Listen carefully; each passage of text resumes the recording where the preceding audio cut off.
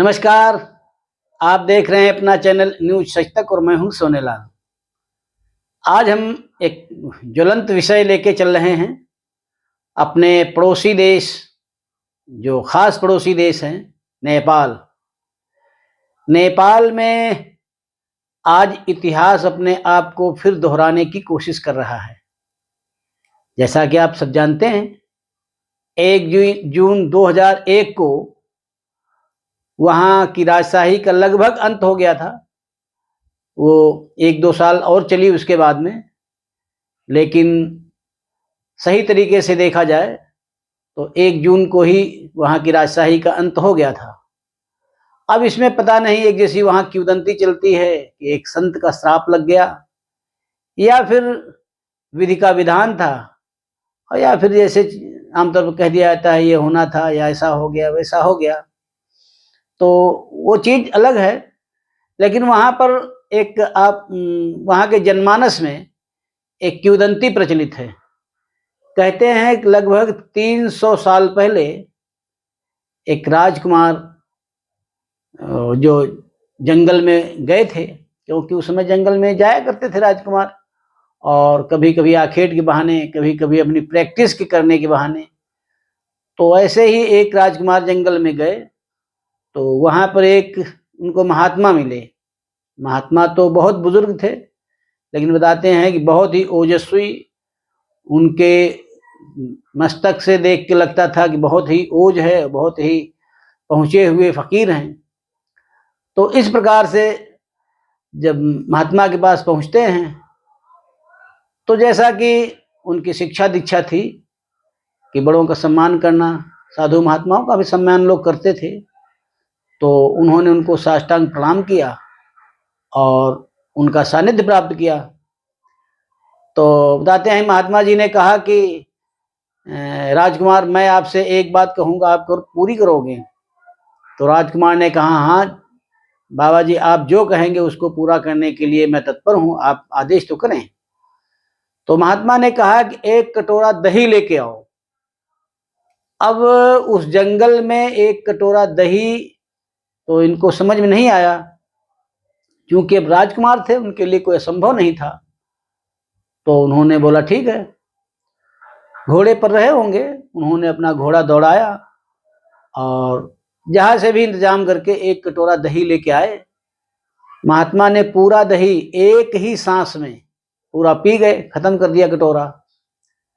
तो राजकुमार को बड़ा आश्चर्य हुआ कि इतना दही एक ही साथ पी गए, इसका क्या महत्व है, लेकिन पूछ नहीं सकते थे। अगले ही क्षण एक और विस्मयकारी घटना होती है कि महात्मा ने वो दही पूरा उगल दिया, यानी उसकी उल्टी कर दिया, कटोरा भर दिया दही से। तो ये बड़ा विस्मयकारी दृश्य था। राजकुमार ने सोचा पता नहीं है क्या करेंगे। उनको एक तो मन में ये भी असमंजस भी हुआ और थोड़ा गुस्सा भी हुआ। बात गुस्से की तब और बढ़ गई जब वो महात्मा कहने लगे राजकुमार से कि ऐसा करो, अब ये दही तुम पी जाओ।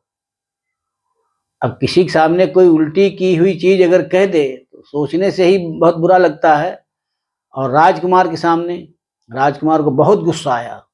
लेकिन उस महात्मा का ओज देख करके वो कुछ कह नहीं पाए, और उन्होंने दही जो है ऐसे लिया हाथ में लेने के बाद में ऐसे करके ऐसे ही दोनों हाथ हटा दिए, दही तड़ाक से नीचे जमीन में गिर गया, और उनके पूरा पांव जो दोनों थे, पूरी उंगलियां उनकी दही से सन गई। तो चलो कोई बात नहीं। तो जब वो राजकुमार वहां से जाने लगे तो महात्मा ने कहा, रुको, अभी तुम्हारी परीक्षा पूरी नहीं हुई है। तो रुके। कहने लगे कि तुम्हारी जितनी उंगलियां दही में डूबी हैं, जिन पर दही पड़ा है, उतने ही वंश तुम्हारा राज्य होगा, उसके बाद तुम्हारा वंश नष्ट हो जाएगा। तो अब वो जो राजकुमार थे वो और कोई नहीं, पिछली राजशाही रही है उसके संस्थापक जिनका नाम था सम्राट पृथ्वी नारायण शाह। पृथ्वी नारायण शाह ही पहले संस्थापक थे और उसके 10वें राजा जो वीरेंद्र विक्रम शाह जी हुए। तो ये आई गई बात हो गई, लेकिन ये बताते हैं कि किंवदंती नेपाल के तराई क्षेत्रों में अभी भी कही जाती है। अब तो वीरेंद्र विक्रम शाह का भी शासन खत्म हो चुका है। और वो जो बाबा जी थे वो बताते हैं वो गोरखा समाज के सबसे बड़े हितैषी व गोरखनाथ जी थे। जब महात्मा ने कहा कि तुम्हारे 10 वंश ही चलेंगे, इसके बाद तुम्हारा वंश का नाश हो जाएगा, तो आ गए। तो अभी इसके हिसाब से अगर हम हिसाब लगाते हैं तो 10वां राजा तो हुए थे वीरेंद्र विक्रम शाह जी और 11वें राजा हुए ज्ञानेंद्र शाह जी।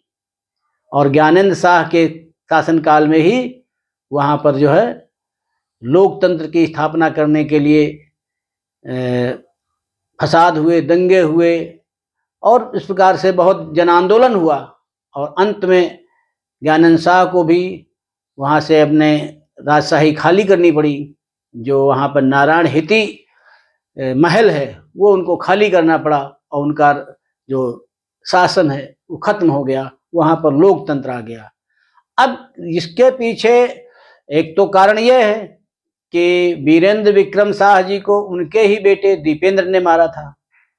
और दीपेंद्र की कहानी कुछ ऐसी है कि दीपेंद्र एक जिस लड़की से ब्याह करना चाहते थे, उस लड़की को वीरेंद्र विक्रम शाह की पत्नी और उनकी माँ दोनों नहीं चाहती थी, क्योंकि वो चाहती थी कि शादी वगैरह जो है कामकाज जितने भी हैं राजसी रीति नीति के हिसाब से हों।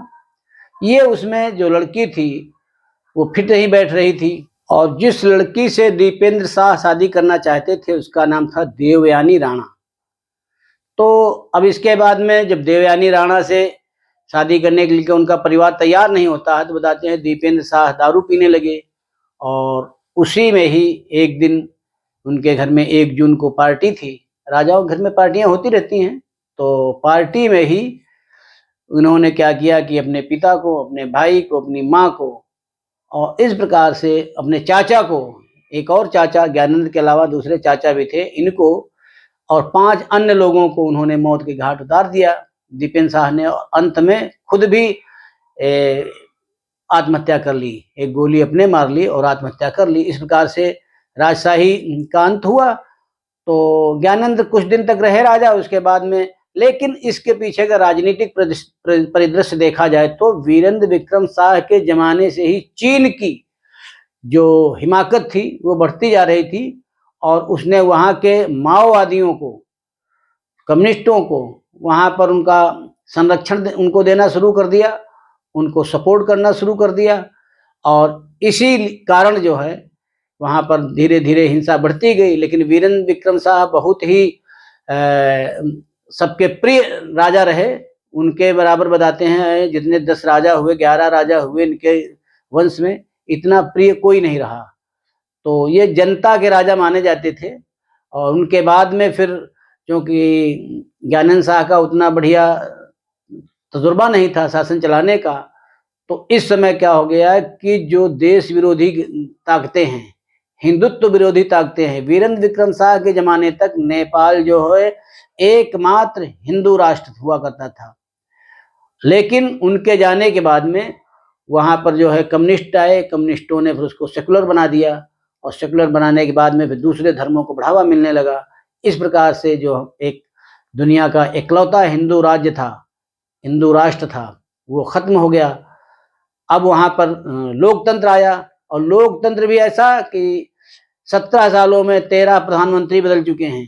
वहाँ की जनता जो है अभी तक ये मन नहीं बना चुकी है कि लोकतंत्र में रहना है कि राजशाही में रहना है, क्योंकि उसने कभी भी किसी भी राजनीतिक दल को पूर्ण समर्थन नहीं दिया।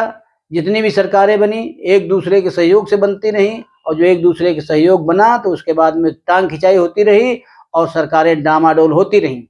और इस प्रकार से वहाँ की जनता ने भी देख लिया कि इस प्रकार के लोकतंत्र से किसी का भला नहीं हो रहा है, गरीबी भुखमरी बढ़ती जा रही है।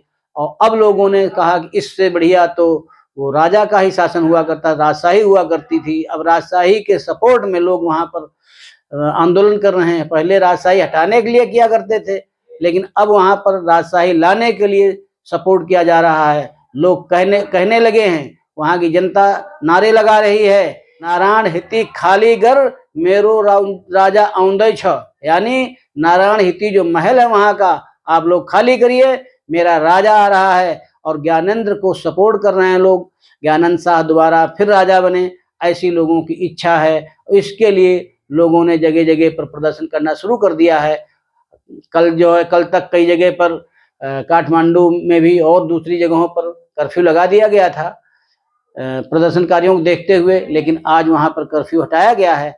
लेकिन अब ये चिंगारी भड़की है तो ये सुलगती रहेगी, और सुलग के कब ज्वाला का रूप ले लेगी, कब वहां का लोकतंत्र तो वैसे ही वहां पर नहीं ठीक ठाक है, क्योंकि लोकतंत्र सुदृढ़ लोकतंत्र नहीं बन पाया है। इतने दिन रहने के बाद भी वहां पर किसी का भी जो है, किसी की भी स्वीकारोक्त नहीं पब्लिक के बीच में हुई है, लोग बहुमत नहीं दे पाए हैं। इसलिए लगता है कि वहां की लोकतंत्र की विधि जो है लोगों को पसंद नहीं है, और वो राजशाही में रहना पसंद करते हैं, इसलिए धरना प्रदर्शन उपद्रव वगैरह कर रहे हैं। तो आज के इस अंक में बस इतना ही। अगले फिर किसी दूसरे अंक में दूसरे विषय के साथ आपके साथ प्रस्तुत होऊंगा। तब तक आप हमारे चैनल को लाइक करिए, शेयर करिए और सब्सक्राइब करिए। धन्यवाद।